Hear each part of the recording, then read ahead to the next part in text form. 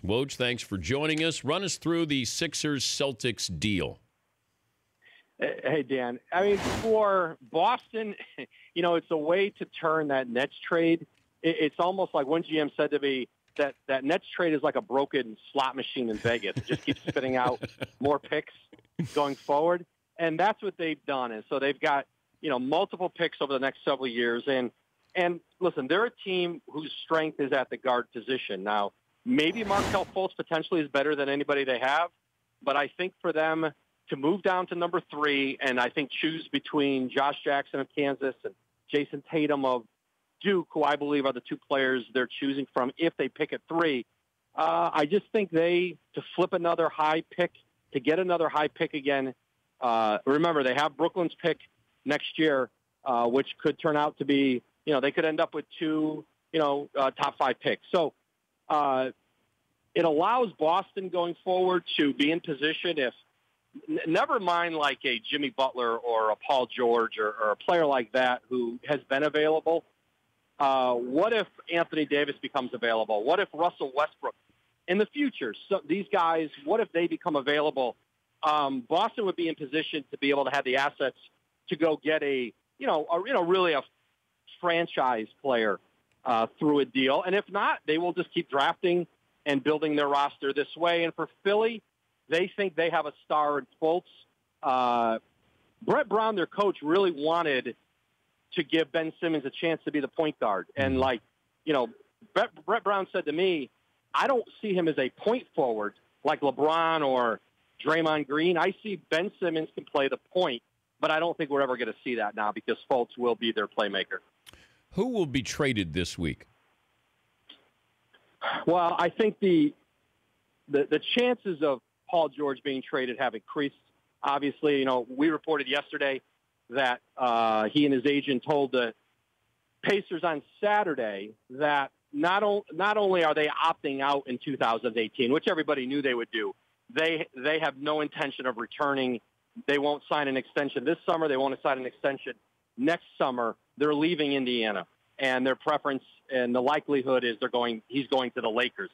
And so by telling the Pacers that now, the Pacers' best chance of getting value for him is before this draft. The longer they hold on to him, if they want to get in with some picks in this draft, they have that opportunity. But everyone in the league sees Paul George as a rental, and you're only going to have him for one season.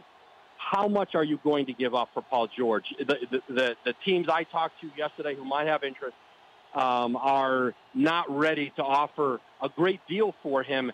And I think the Lakers have to get involved here and try to do a deal themselves because there is always the risk that what if Boston does a deal for Paul George?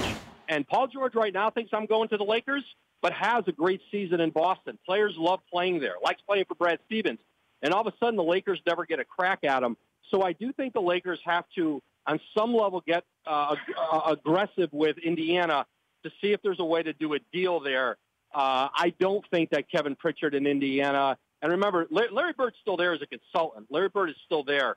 I don't know if there's a great appetite with the Pacers to give him what he wants and send him to the Lakers.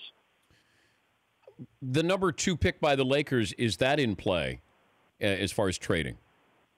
I think it is in play, Dan. I think they've had conversations, but I think the fact that if they think they're getting Paul George next year, if they want to be aggressive in the market to get at LeBron James, they need a point guard. Lonzo Ball is, I think it's his to lose at number 2. I think if they keep the pick, it is likely they take him.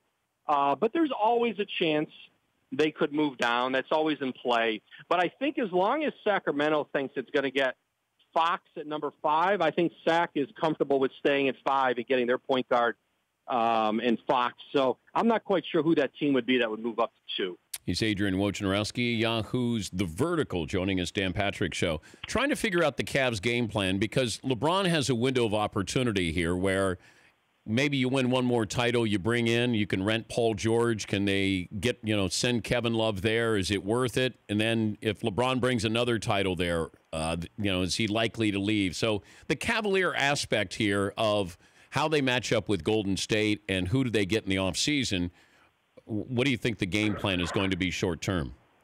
Well, they'd like to get at Paul George here. There's no question. Paul George is a prototype. If you're going to try to compete with Kevin Durant, he's a prototype on both ends of the floor. Certainly his size and versatility defensively gives them a defender. But I don't know what the package is, Dan, for Cleveland to be able to get Paul George. When you look at, they have talked, and they talked through the weekend.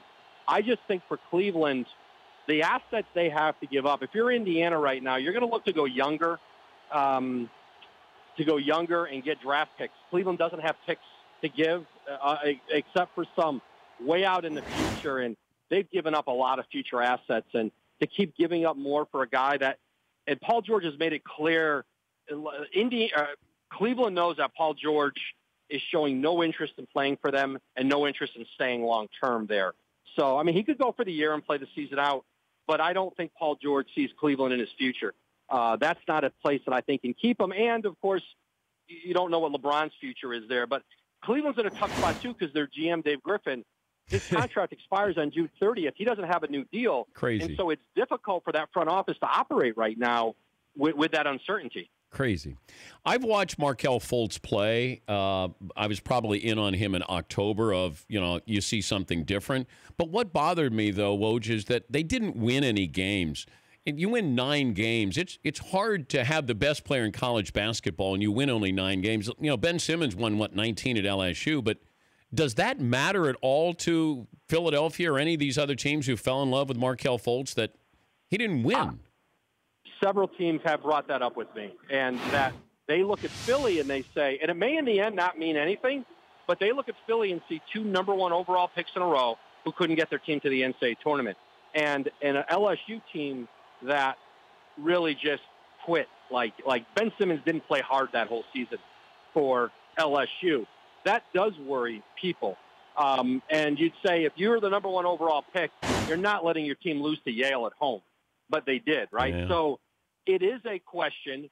But people on the other side with Fultz will say, go watch him play with Team USA on one of the 17 and under teams, where he was tremendous on a winning team and big moments, and he really graded out well in that environment. And so I think they're chalking it up to being on a bad team, maybe a program that had become rudderless. But you're right, Dan. It is a fair argument that if you're the number 1 pick in the draft, you should be able to get your team into March. Did Lonzo Ball, knowing I saw the reports that Magic love Markelle Fultz and then they don't get him, but is Lonzo Ball a really good consolation prize here for the Lakers?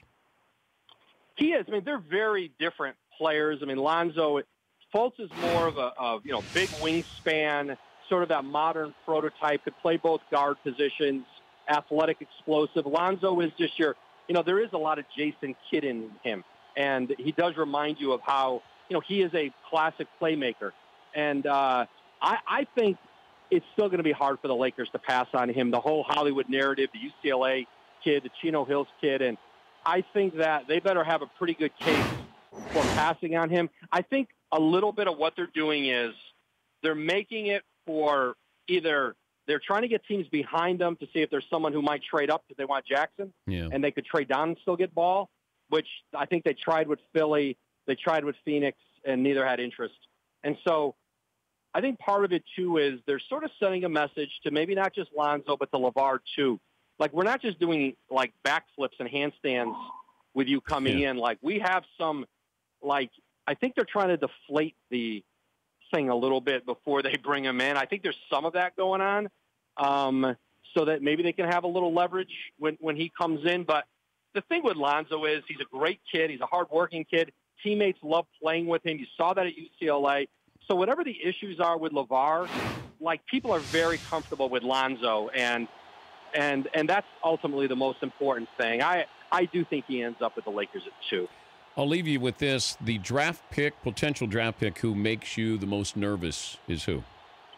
Dennis Smith from NC State. Tremendous athletic ability, really explosive player, but has sort of been, gets back to, hasn't been any part of winning, has been part of sort of dysfunctional program at NC State.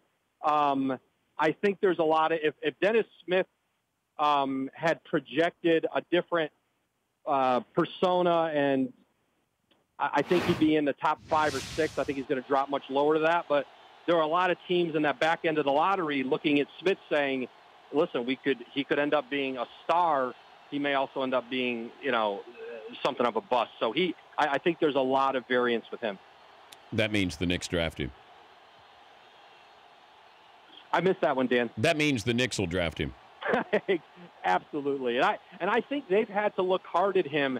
I'm not sure they're ready to take him at 8. The Knicks are in a tough spot at 8 where there's a second tier of point guards, and they've got to make a decision on Frank. But as you've seen, it is all predicated on, how do you look in the triangle in these 2-hour workouts? Oh, God. Yeah. It's a little bit insane of how they're judging these prospects. Woj, great stuff. I know you're busy. Thank you for making the time. Thanks, Dan. Thanks for having me. The Dan Patrick Show, weekday mornings on Audience.